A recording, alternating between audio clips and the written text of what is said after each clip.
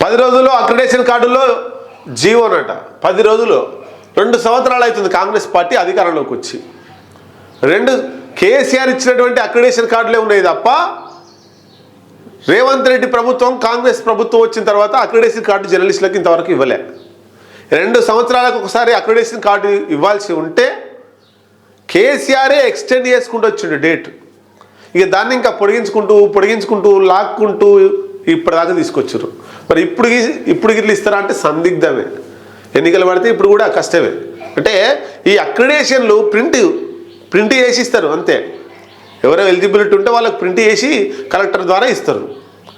దానికి కూడా ఇంతవరకు జాప్యం చేసుకుంటూ వస్తున్నాడు అంటే సంక్షేమ పథకాలు అడుగుతలేరు జర్నలిస్టులు. అక్రిడేషన్ కార్డు ఇవ్వలేని వాళ్ళు జర్నలిస్టులకు సంక్షేమ పథకాలు ఏమిస్తారు, ఇండ్లు ఏమిస్తారు, ఇండ్ల స్థలాలు ఏమిస్తారు, వాళ్ళకి హెల్త్ కార్డులు ఏమిస్తారు. హెల్త్ కార్డు ఇచ్చినా కూడా నాలుక గీక్కోవడానికి కూడా పనికి వస్తలేవు. ఏ హాస్పిటల్లో చెల్తలేవు అవి. ఏ హాస్పిటల్లో చెల్లనటువంటి కార్డులు కేసీఆర్ ఇచ్చిండు. మరి ఇప్పుడు రేవంత్ రెడ్డి ఏమిస్తాడో చూడాల్సిందే.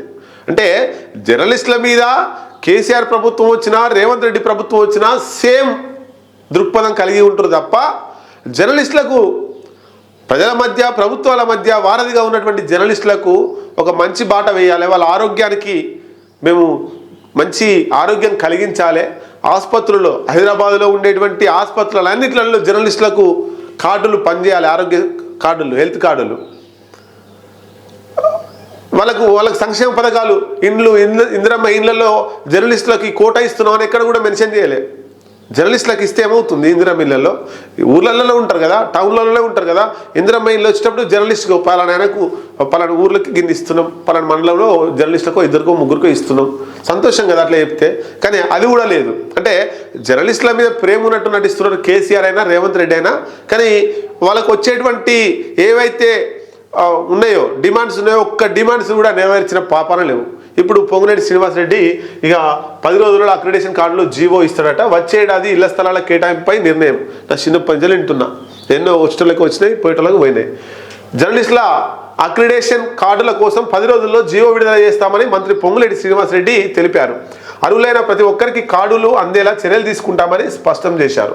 జర్నలిస్టుల ఇళ్ల స్థలాల అంశంపై ముఖ్యమంత్రి రేవంత్ రెడ్డితో ఇప్పటికే లోతుగా చర్చించామన్నారు. ఎంత లోతుగా? 5 ఫీట్ల లోతు చర్చించినా, 10 ఫీట్ల లోతు చర్చించినా. దానికి చర్చించడానికి ఏముంది?